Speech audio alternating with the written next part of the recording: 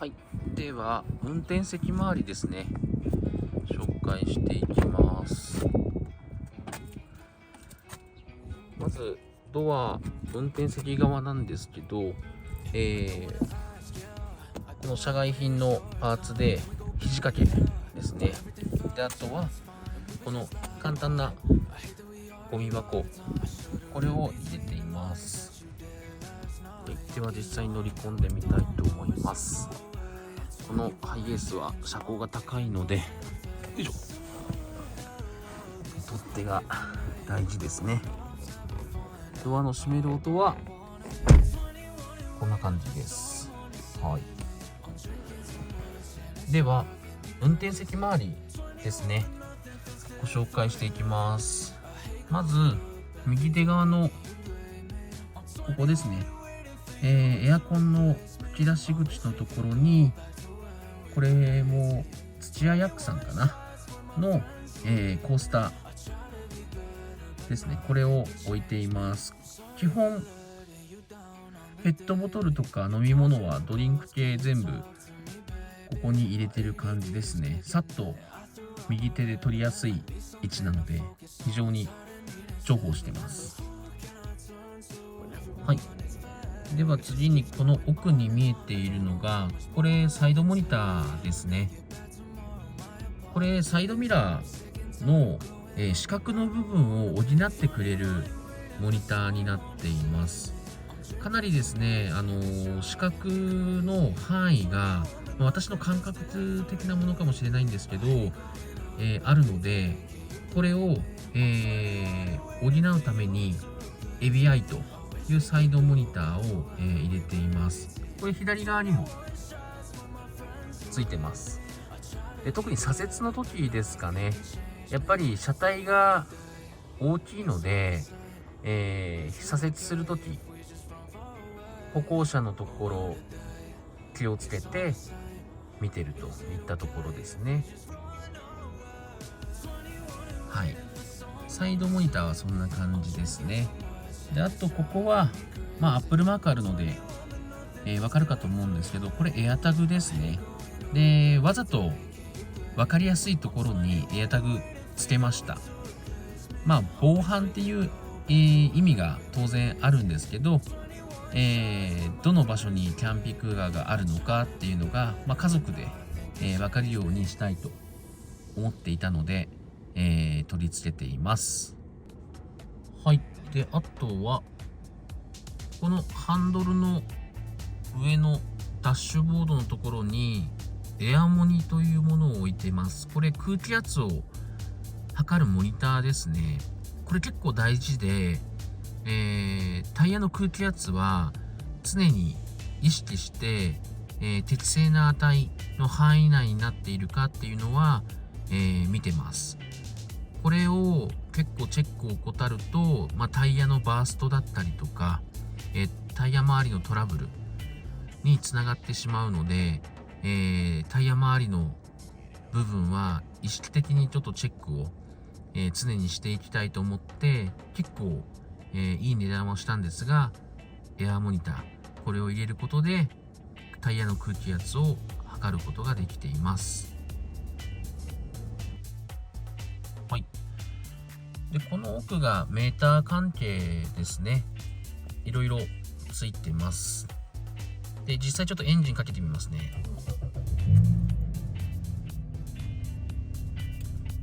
っぱりガソリン車なので、かなりエンジン音はハイブリッド車に比べると音がする感じですね。当然ですが。で、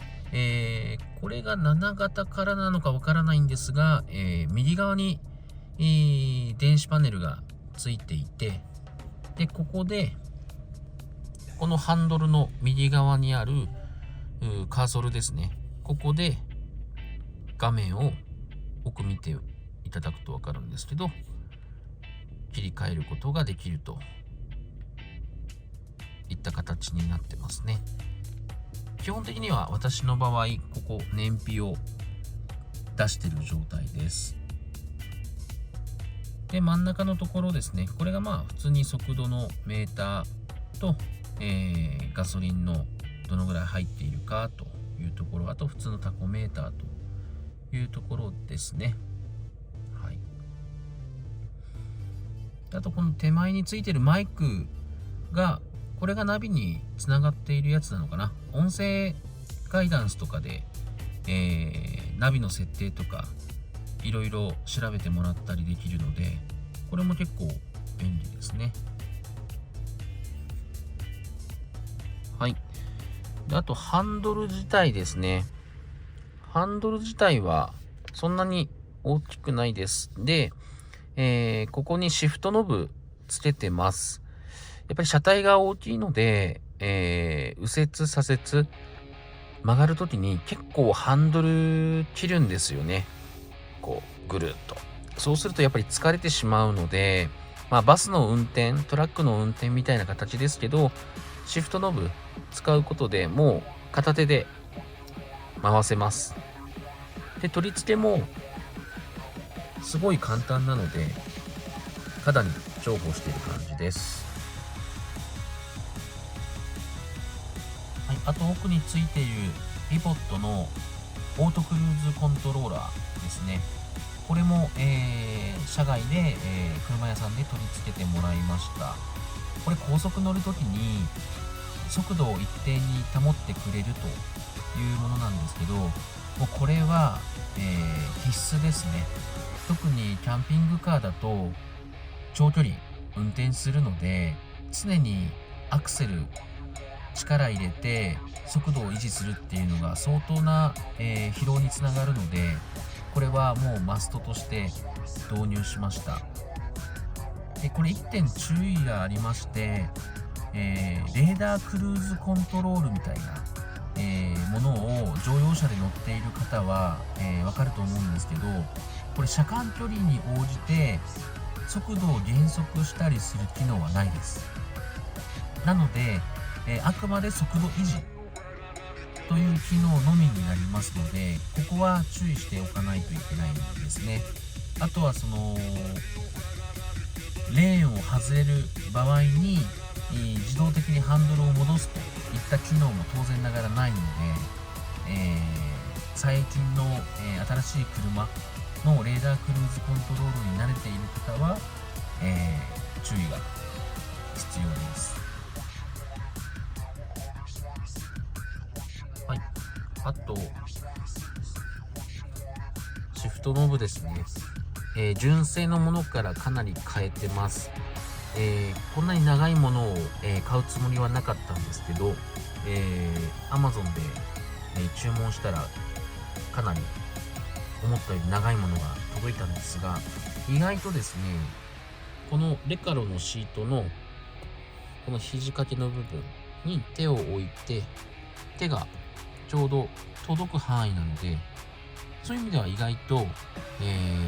だらしない私にはちょうどいいアイテムかなと思ってます。かなり重宝してます、これも。はい。あとはこの奥にあるものが、これレーダーですね。で、レーダーなんですけど、これ結論から言うと必要なかったかなと思ってます。というのも、そもそもキャンピングカーでスピード出すことないので、常に高速道路も、80キロで左側車線走行するので、特にオービスとか気にする必要がなかったですね。なので今表示しているモニター見ていただけると分かると思うんですけど、左から電圧、真ん中が車系、傾斜系か。で、右側が標高ということで、この3つを表示させています。この3つは意外と便利で、電圧はもちろんなんですけど、傾斜系はこれ実際に車中泊するときに極力フラットな駐車場位置を選びたいと思っているので、これをベースにある程度、フラットな場所を探しているといった感じですね。あと標高はシンプルに今どのぐらいの高さにいるのかっていうのが分かると、特に、山間部とかですねにいると、見てて面白いかなと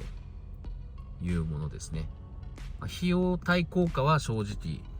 ないです。かなり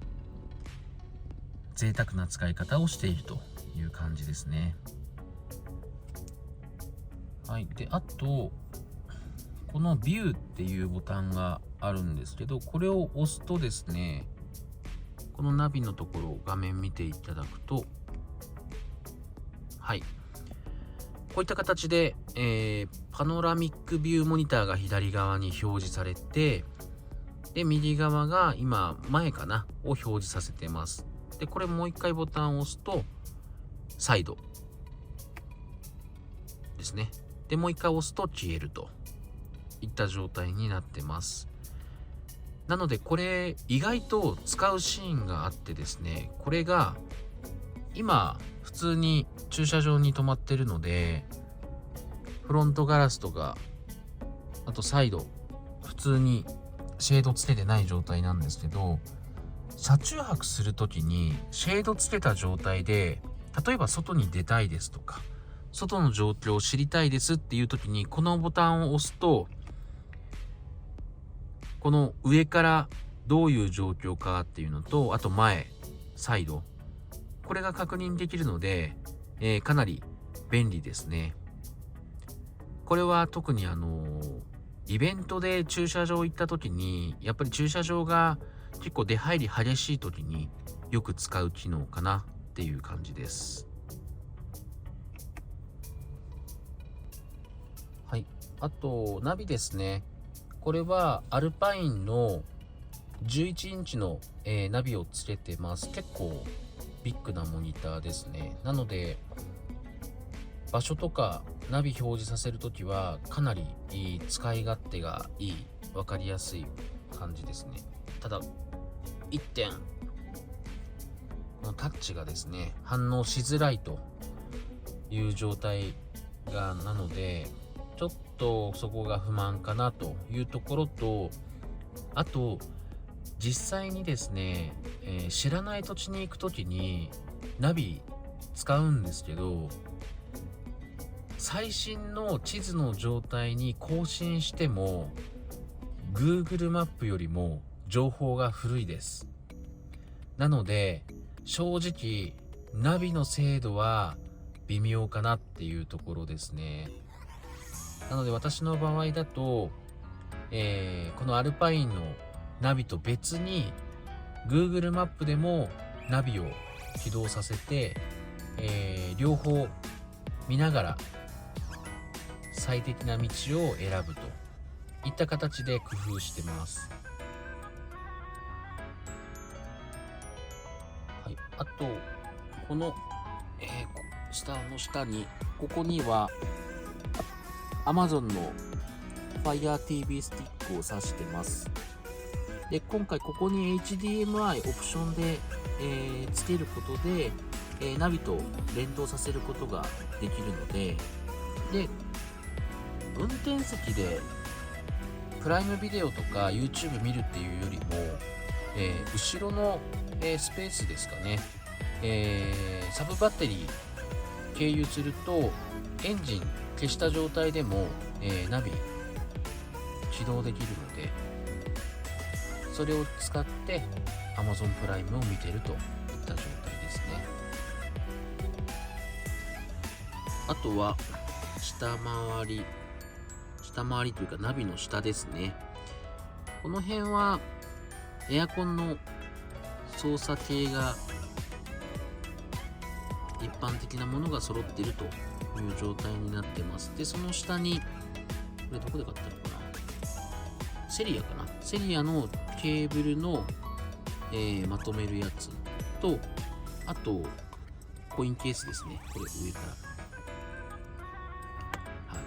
い、駐車場の料金とか払うときに重宝してる感じです。で、あと一番下にオプションで、シガーソケットと、あと USB の充電のポートをつけましたので、一番左、これが AVI の電源ですね。これを供給しているものになります。で、真ん中が、単純に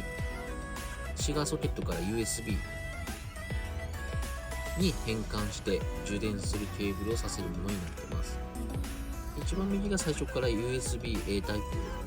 させるものですかね、になってます。はい。あと、この引っ掛ける、これも確かセリアだったと思うんですけど、ケーブルを引っ掛けるものなんですけど、これに私の場合、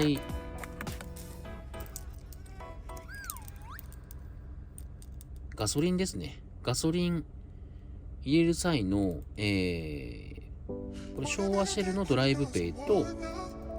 エネオスのエネティ、これを常備させている状態になってます。かなりガソリンは場所によって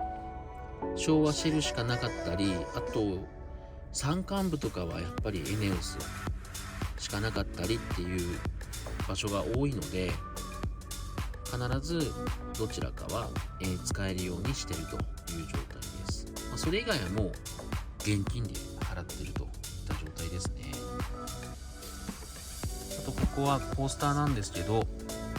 う完全にコースター、これ下まで下げちゃうとさっきの FireTV スティックに当たっちゃうんで、なのでこれ出して普通に物置で使っちゃってます。あとこのハイエースワイドなんで左側に、スペースがあります。ここをちょっとどういう使い方しようかまだ悩んでるんですけど、当面の間はこのティッシュ入れになりそうかなといったところですね。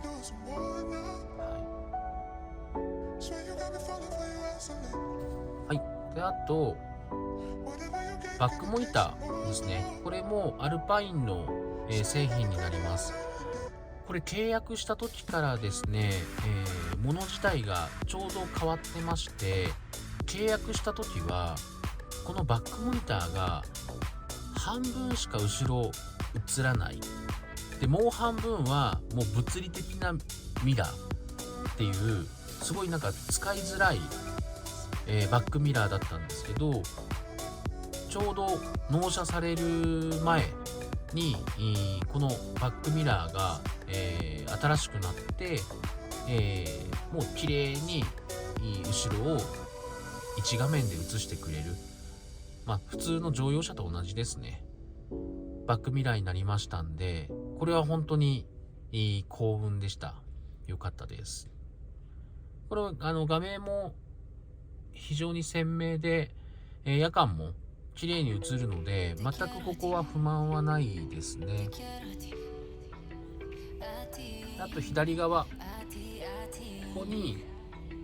コムテックのドライブレコーダーつけてます。で、ドラレコはさっきのアルパインの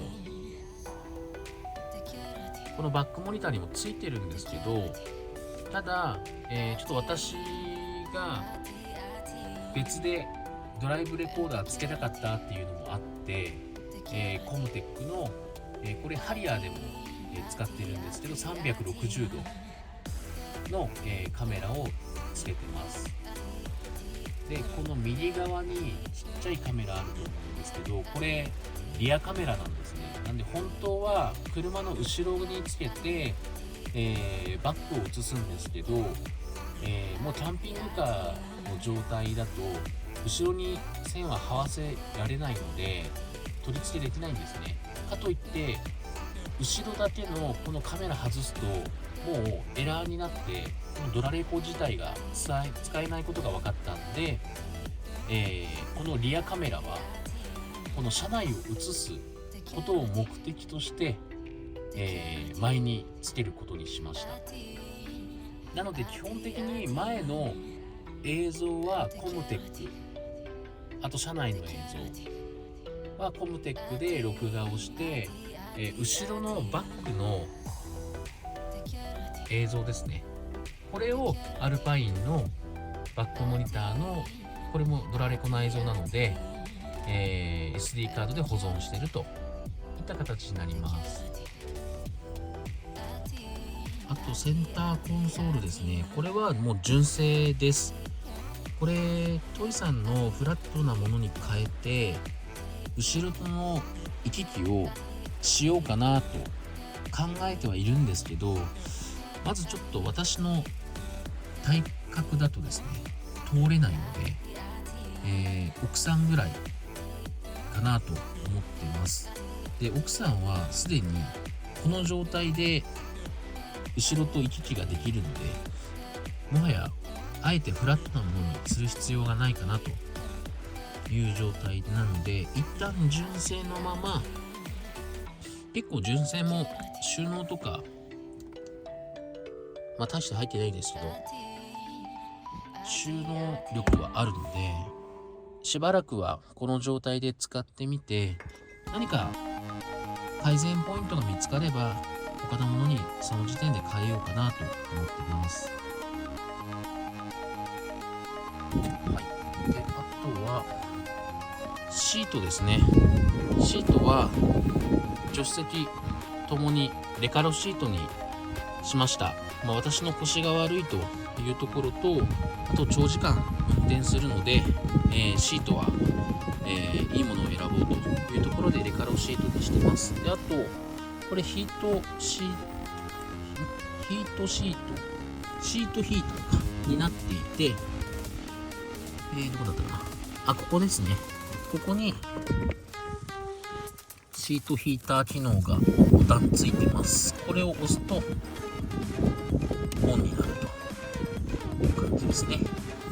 はい。シートヒーターも真冬はかなり、重宝する機能の一つですね。あとハイレースで特徴的なのがサイドブレーキですね。サイドブレーキはこの押してで奥に入れるとサイドブレーキ解除で、サイドブレーキかけるときはこれを引っ張ると、今カチカチってなりましたよね。これが、ハイエースのサイドブレーキですね。なので私乗用車に乗ってハリアーに乗ってるんですけど、もはやサイドブレーキがないので、パーキングに入れると自動的にサイドブレーキになるので、かなり久しぶりなサイドブレーキでかけ忘れたりとか解除し忘れたりっていうのが最初非常に多くて、慣れるまでかなり時間がかかりましたね。はい。あとですね、ダッシュボードのところに、これスウェード調のマットを引いてます。で、これハイエースのワイドのものを、売っていたので専用のものになっていて、乗用車のハリアーも、同じメーカーさんのスウェード調の全く同じタイプのマットを使っているという感じです。で、これがかなり、重宝してます。肌触りもすごくスウェード調なんで個人的に好きなのもあるんですけど、ダッシュボード傷を極力つけたくないなと思っているのでマットを引いて、見た目にもそんなに、美観を損なうことなく、むしろ逆にいい感じで、調和しているので気に入っています。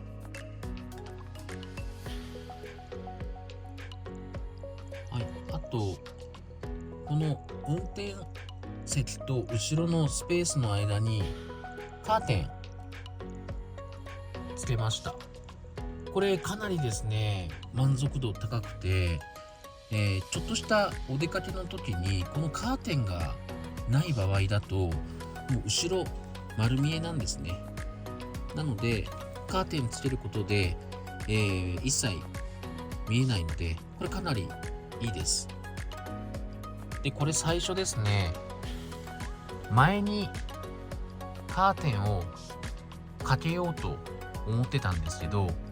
これ変えました。っていうのも実際に他の YouTuber さんで前にしている、動画あったんですけど、かなりちょっと見栄えが良くないかなと思ったので、この前の方までカーテンレールが来ちゃうんですね。なので、後ろにしました。で、あくまでもうフロントガラスとサイドはシェードですね。で、シェード今ちょうど助手席のところの下にですね、置いてるんですけど、これを使うことにしました。で、これ普段収納はですね、運転席の後ろのところにここスペースあるので、ここに入れてるんですけど、まあここから手入れてさっと出せるので、かなり手間っていう手間は思ったほどないので良かったかなと思っています。意外とですね、この運転席助手席の後ろスペースありまして、今ちょうど見えてると思うんですけど、コロコロの補充のやつとか、あとティッシュ系ですねを今予備で入れてるんですけど、これを、後ろに入れることで、まああんまり見栄えも悪くなく収納できるかなと思います。結構キャンピングカーは収納が一つの大きな課題だと思うので、ここはまた工夫しながら、よりいい収納があれば変えていきたいなと思ってます。はい、運転席周りは以上になります。ありがとうございました。